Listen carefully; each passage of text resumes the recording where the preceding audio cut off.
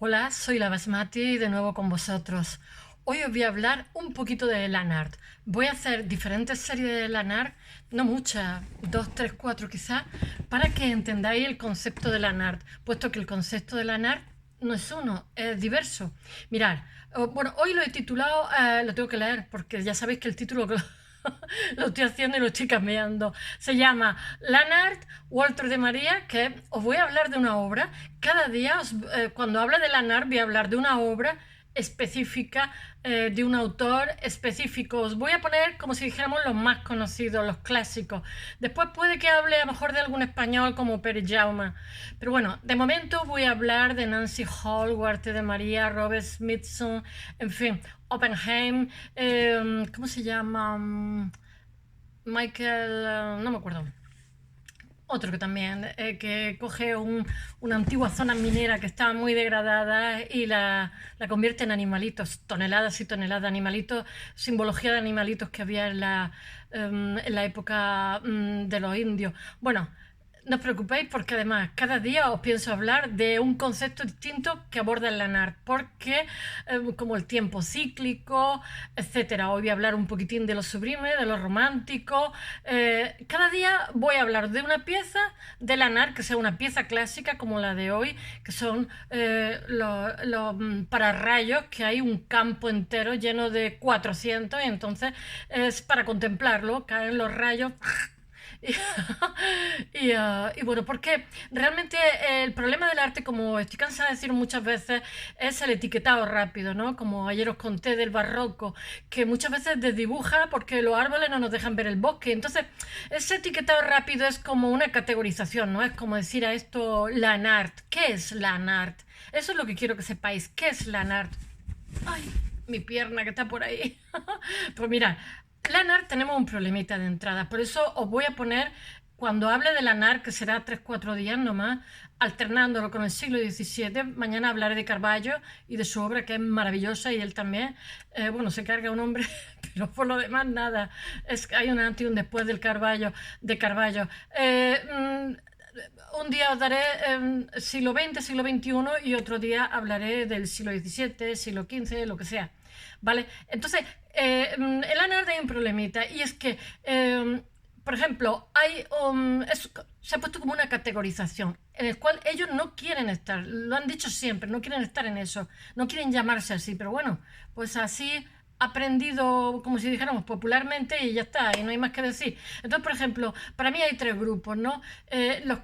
Porque el anar siempre es una acción, porque, o casi siempre, porque claro, evidentemente un espectador no se va a ir al Polo Norte al ver cómo hace el señor las ruedas que pasan por no sé dónde, o Richard Long, o en fin, no se van a ir al desierto de Gobi, o yo qué sé, de Nuevo México, como donde están estos ahora, no se van a ir a verlo. Bueno, aquí sí que se van, porque esta es permanente. Entonces sus obras tienen algo de efímero. Entonces, hay como tres divisiones dentro de lo que es el ANAR, que es lo que quiero cuando explique un concepto, hablar de una pieza y hablar de un autor en concreto, pero voy a hablar más de la pieza que del autor, porque a fin de cuentas los autores, pues bien, vale, pero para decir ya ha nacido no sé qué, se ha casado, se ha divorciado y tal, no, me interesa el art. Entonces, hay tres grupos, a ver si los digo. Uno que son acciones, mera acciones, acción performance, o sea, llegan a un sitio, hacen una cosa, la fotografía, la filman y adiós, muy buena. Ya está. Al rato ha pasado y la naturaleza lo ha borrado, a lo mejor al día siguiente o incluso a la hora siguiente. Después hay otros que mueven toneladas, que necesitan proyectos, necesitan comprar un terreno como este señor y necesitan un ingeniero, necesitan un proyecto, necesitan volquetes, necesitan camiones, necesitan porque mueven tonelada y tonelada y tonelada y tonelada. Y esos son otro grupo. Y después hay un tercer grupo que es más europeo, que ya os hablé del señor este inglés que primero hizo una línea con sus pasos y tal, que es más intimista y él dice que está en contra de todos estos ingenieros, estos volquetes y tal. Estos ingenieros volquetes y tal, es que también, bueno, América es un continente magno, todo hay que decirlo, o sea, y las obras que han hecho son muy interesantes. Entonces ahí os voy a poner más a Walter de María, a Robert Mason con su Spiral Jetty. En fin, voy a usar un tipo de Lanart. Entonces cada día os hablaré de un autor distinto y os lo enclavaré espaciotemporalmente y también explicaré, y un día también hablaré de Pere Jaume, pues, porque siempre hablamos de los de por ahí. Y bueno, ya sabéis que os voy a hacer una pequeña ubicación espacio-temporal. Estamos en los 60. Este grupo de artistas que además son amigos y se conocen entre ellos, pues hay una... Tienen una idea rompedora y nueva con respecto al arte, o sea, y es que odian el pop, porque el arte pop es como muy mercantilista y le publicita de alguna forma la economía de mercado, por decirlo de alguna forma, en concreto la de Estados Unidos y todo lo que conlleva de los medios de comunicación, de las medias, etcétera, etcétera. Ellos son un poquito más, ¿cómo se llama?, conceptuales. Entonces ellos hay una cosa que detestan y es que el objeto artístico se convierte en un fetiche que da igual las sensaciones que tú tengas y que quieras transcribir a otros, porque eso se convierte en mercado. O sea, llega a fulano, acaba siempre en un despacho caro, creo que lo he dicho algunas veces, ¿no? Entonces ellos están en contra de eso y ellos lo que quieren hacer arte en la naturaleza, en las cuales se va a filmar unas películas, se van a filmar una fotografía y si acaso eso se va a vender, si acaso eso se va a vender o si acaso vas a ir a verlo como ocurre aquí en el campo de Relámpago. Entonces, porque si no, resulta que el arte no te está... Ellos dicen las sensaciones y la experiencia no es una cosa que se deba mercadear con ellos, es una cosa que tiene que ser de todos, ¿no? Entonces, son un poquito herederos también del concepto de lo sublime, de lo romántico. O sea, él dice, por ejemplo, Walter de María, ahora lo contaré, tiene un campo allí en Nuevo México, en Quemado, que lo hizo en el año entre el 74 y 77, gracias a que Virginia O'Doine, que era una galerista, compró unos terrenos, porque eran unos jóvenes que tenían muchos pájaros en la cabeza, pero está puesto por ellos. Y al año siguiente, todo esto en los años 60, no sé si en el año 67...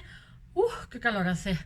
En el año 67 compró unos terrenos para que pudieran trabajar ellos y llevar a cabo, la verdad es que eran terrenos baratos que estaban en la Conchinchina, desertazos y cosas de estas, ¿no? Entonces Robert Nixon pudo hacer su Spiral Jetty, pudo hacer su campo de relámpago y tal. Al año siguiente lo que hizo fue en su galería en Nueva York exponer los trabajos de estos muchachos, que fue rompedor total. Y después otro, que no me acuerdo ahora cómo se llama, lo dije el otro día, no sé si era en Ítaca o era de alguna universidad, pero también en Nueva York, hicieron, pero ahora reunieron, aparte de todo el LANAR americano, también reunieron gente europea. Y después, estoy hablando del año 68, que no quiero contar, el año 68, después el año 69, y creo que en el 69 o en el 70, Europa, en Italia, en Turín, creo que se hizo otra exposición con ellos, pero entonces ya pusieron a Joseph Beuys, a Pistoletto y a gente del arte povera. ¿Por qué? Porque esa corriente, por decirlo, esa sensibilidad, no era una sensibilidad solamente norteamericana, aunque fueron los primeros en llevarla a cabo, sino que era una sensibilidad general, porque, pues bueno, era la sensibilidad hacia el maltrato del planeta, hacia las barbaridades, etc. Pero sobre todo, lo que subyace en esta historia es el hartazón de los artistas de que hagan lo que haga y quien lo haga termina en el despacho del ricachón de turno, el fetiche que solamente lo puede ver él y nadie más.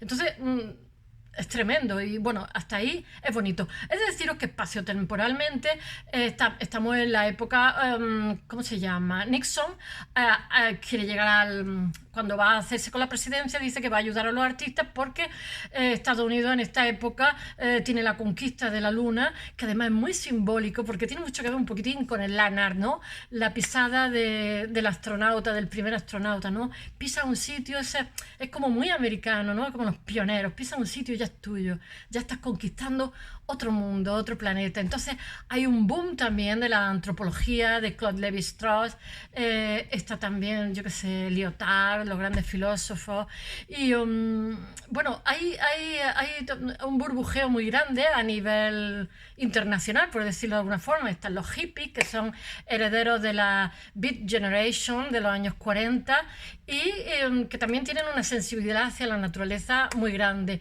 Y entonces, pero Estados Unidos interpreta la generación hippie más que nada con que rompe con los valores heredados. Entonces, lo que ocurre con Nixon es que Nixon, antes de llegar al poder, promete una cosa a los artistas que los va a ayudar para que Estados Unidos tecnológicamente está muy alto, científicamente está muy alto, pero artísticamente no lo está tanto, porque los artistas carecen de ayuda, tienen que tener ayuda a lo mejor de esta Virginia Duane o gente así que cree en ello y entonces pone su dinero personal para apostar por esa gente que podía haber salido bien o no, como todas las inversiones que se hacen, que siempre tiene riesgos muy grandes. Si es rentable, es rentabilísima, pero para una que es rentable, porque tú no sabes la sociedad cómo va a responder el público. Bueno, y lo que ocurre en Estados Unidos, que como dije el otro día, es que cuando llega Nixon al poder, pues de alguna forma instaura ley y orden. O sea, prometen una serie de cosas, tienen la guerra de Vietnam, tienen la carrera espacial, etcétera,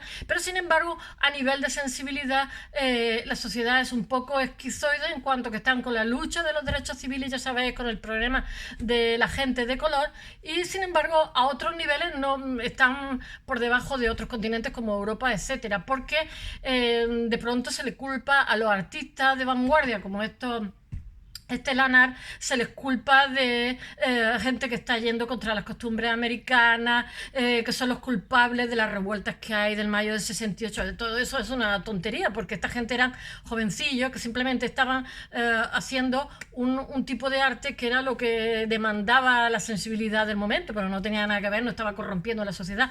Pero los políticos sí que llevaron una campaña contra esta gente de Lanard y los encarcelaron y fueron de una tremendísima dureza con ellos. Por ejemplo, James Turrell, que hablé con él del otro día, pues hizo como unas declaraciones en contra de la guerra de Vietnam, porque no sé lo que habían muerto, 900.000 chicos norteamericanos, etcétera, y me parece que murieron 4 millones de vietnamitas, una barbaridad de esa. No me hagáis caso porque no me sé bien las cifras, pero bueno, ellos eran muchachitos jóvenes que las mandaban allí, en fin, y no volvían, y entonces había un malestar bastante grande en la sociedad, porque de alguna forma estaba como envejeciendo Estados Unidos, con lo mismo que las dos guerras mundiales envejecieron y tal. Bueno, pues a James Turrell lo metieron ipso facto en la cárcel, pero bueno, una cosa exageradísima. Y con todo, estos artistas fueron de una dureza brutal, de tal manera que, por ejemplo, en Massachusetts intentaron que Robert Mitchum, que ya había hecho la Spiral Jet y había tenido una buena recepción por parte de la sociedad, hay que intentar entender que Estados Unidos son 200 y pico millones de habitantes con capacidad adquisitiva, había tenido una buenísima recepción, había ido al lago y había hecho como un caracol que había movido toneladas de tierra, que luego se llenó de agua y en el año 2000 volvió a aparecer, pero bueno, en ese momento, entonces dijeron los de la NASA que querían colaborar en una acción artística, en una cosa artística, y este muchacho que no tenía dinero le habían propuesto pagarle bien, luego se mataría con una avioneta poco después, pero bueno, él dijo que no, que como estaba haciendo la sociedad americana, norteamericana, con los artistas de Lanard, estaba siendo de tal brutalidad que dijo que no quería nada. Y entonces, durante mucho tiempo en Estados Unidos, el Lanard, durante mucho tiempo no, porque esto dura aproximadamente hasta los 80, por decirlo de alguna forma, este movimiento, ¿no? De intervención en el territorio, etcétera, etcétera. Bueno, pues durante mucho tiempo se le ha interpretado como gente como que iba en contra de las buenas costumbres, cuando no tiene nada que ver, todo lo contrario, o sea, eran punteros como artistas, todo lo contrario, reivindicaban una sensibilidad de ecología, por ejemplo, el próximo día que hable de Lanard voy a hablar de este chico que pasea por su pueblecillo en Búfalo y que se encuentra pues montaña y montaña de una minería que ha habido allí y que ha contaminado todo, y entonces plantea hacer unas figuras que están en las cuevas indias, que era una zona donde estaban antes los indios, y entonces hace pues una arañita, no sé cuántas toneladas, pero que desde el aire ven la representación y lo convierte en un parque donde pueden ir los niños a jugar, donde la gente puede pasear, donde es un lugar hermoso, lo que antes era un espacio totalmente degradado y que era incluso contaminante. Entonces, gracias a la misma compañía que la había contaminado y gracias al proyecto original que tuvo este hombre,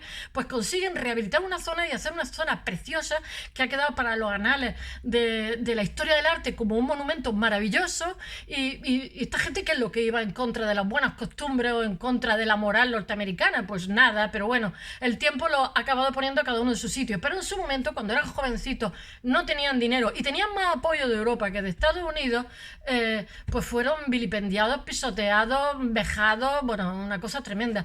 Pero bueno, ellos siguieron trabajando, afortunadamente. Hoy son gente de 70 y tantos años, algunos de ellos han muerto y son gente que se les quiere porque han sentado un precedente fantástico y bueno, ya os digo que son históricos. Y de esa historia os voy a hablar para que, como dije ayer, para entender el LANAR entendamos diferentes ángulos, diferentes miradas, porque esa categorización que se hace tan gratuita de poner LANAR, ellos nunca se sintieron representados porque ellos decían que era arte de la tierra, si acaso. Por ejemplo, Jean-Claude y Cristo, que se ha muerto recientemente, decía que ellos hacían arte ecológico. Entonces como que cada uno se ponía un título. El que se llama a sí mismo LANAR es Walter de María hoy, pero lo dijo como de broma, o sea, no lo dijo como una etiqueta ni nada. Bueno, al final ha aprendido popularmente esta categorización y lo que voy a hacer para que lo entendáis es que cada día voy a hablar de una pieza y voy a hablar también de, ¿cómo se dice?, de un concepto, como por ejemplo, el próximo día hablaré del tiempo cíclico, porque ellos, tened en cuenta que estamos en época de muchísimos antropólogos y entonces está Stonehead, Nazca de Perú, y entonces hay como una revisión al pasado y ellos dicen que ellos están haciendo como los hombres primitivos, que no somos tan diferentes, nuestra mentalidad no es, o sea, nuestro cerebro no es mucho mejor ahora, esa idea que hay como de la progresión, de que ahora somos más listos que lo eran antes, pues no, no es cierto. Bueno, y diciendo estas palabras voy a poner a contar esto porque se me echa el tiempo encima. En fin, voy a dar unos pequeños apuntes de lo que luego lo pongo en el blog con muchísimas fotografías. Él dice, mucha gente, es una preciosidad la pieza. Tiene, bueno, lo voy a contar. Esto es Walter de María y tiene un campo en medio del desierto que se puede viajar pero en pequeños grupos porque él quiere que se vea la magnificencia de la naturaleza. Entre mayo y finales de septiembre hay muchísimas tormentas en el desierto, entonces son tan espectaculares que hay como ¿cómo se llama?, 400 postes de acero inoxidable de 5 centímetros y caen los rayos y todo el cielo se ilumina en un sitio donde no hay ninguna construcción porque es desierto. Bueno, les costó baratillo hay que llegar ahí. Entonces él condiciona que esos pequeños grupos estén allí 24 horas para que vean cómo a mitad del día, cuando la luz es cenital, desaparecen los postes. No los ves porque se iluminan y no están, y para que veas cómo por la noche cuando caen los rayos es una visión excepcional, sublime, heredera de los románticos ingleses. Ya sabéis, el síndrome Stendhal, ¿no?, cuando veían algo que podía ser algo de miedo o algo de sádico, no necesariamente la belleza, porque cambia, lo sublime cambia el concepto, ¿no? Entonces se poseían tanto, les daba como un vértigo interior y el ritmo cardíaco, bueno, se llama síndrome Stendhal. Por eso hay gente que ve cuadros y le da el síndrome Stendhal. A mí no me ha dado, la verdad. El síndrome Stendhal me da cuando veo la casa desordenada y tengo que arreglarla, es como cogería un lanzallamas. No me hagáis caso. Bueno, entonces esto está, ¿cómo se llama?, estos 400 postes están en torno a entre ellos están separados 6 metros, pero está al milímetro puesto y tienen diferentes alturas. Ya os he dicho que es 1 milla por 1 kilómetro, está en el desierto. Entonces, durante ese tiempo, cada 24 horas hay un pequeño grupo de personas que tienen que contratar ir allí. Y bueno, él dice que eso de 1 milla por 1 kilómetro quiere hablar del sistema métrico, que es lo que ha parcelado el planeta, por decirlo de alguna forma. Ya sabéis que la milla creo que son 1600 metros, ¿no? Son dos sistemas distintos, el anglosajón y el nuestro, el latino. Con los postes metálicos que están dispuestos están calculados. Hay una zona de atracción energética, de tal manera. Hay unas fotos alucinantes que caen rayos por todos sitios en medio de la noche, iluminando todos los postes. Bueno, entonces las nubes que pasan por allí descargan la electricidad de truenos relámpagos. Y bueno, la mejor época ya he dicho que es entre mayo y septiembre para contemplarlo. Para De María este trabajo no es efímero. La mayoría de las NAR suelen ser efímeros, la mayoría, no todos. Por eso quiero hablaros de diferentes obras. Os voy a hablar de obras. Es una obra permanente. Y lo más importante, dice él, es verte en mitad de la naturaleza, lo insignificante que es, verte cómo el cielo se ilumina y cómo interrelacionan estos pararrayos con los rayos. Y dice que mucha gente ha ido a verlo, pero en avión, y dice que él no, porque él dice que hay una interrelación entre la tierra y el cielo, y eso es lo importante. Por eso el grupo de personas tiene que ser pequeño para quedarse deslumbrados, pero por el tamaño de los rayos, el tamaño de la tierra y el tamaño de todo. Y por eso quiere también que la experiencia sea de 24 horas, para que vea cómo pasa la luz, cómo son los efectos del sol sobre los postes, cómo es el desierto de bonito. Esto es una desmaterialización del objeto artístico. Caminamos hacia eso. Lo dije que ya a principios del siglo, debido al cine, lo tal, pues que habían desaparecido las fórmulas clásicas. Entonces, por ejemplo, Polveri, lo que es un crítico, dice que en el futuro el arte será algo vertiginoso, como sin objetos, sin documentos, solo sensaciones que se transmitirán a través de una red invisible, es decir, será pura energía. A mí me parece maravilloso eso. Y él dice que los relámpagos son lo sublime de los románticos ingleses, que rompe con la idea de la naturaleza, que censura lo inestable. O sea, que esa naturaleza como plácida, un mundo de estabilidad como que es la naturaleza clásica de Virgilio, ¿no? Que donde el tiempo se detiene, el devenir inescrutable. Entonces, vamos a ver, es que ya no sé, me he perdido. Él dice, como los impresionistas, que hay que captar el instante y que para eso hay que esperar. Porque claro, estás 24 horas al día en el desierto viendo unos palos ahí.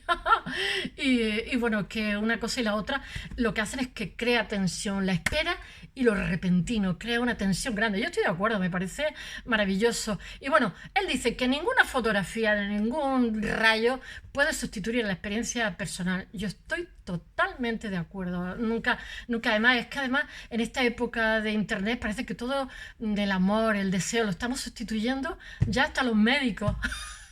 No, oye, por teléfono. En fin, espero que os haya gustado. That's all. Mañana Carballo.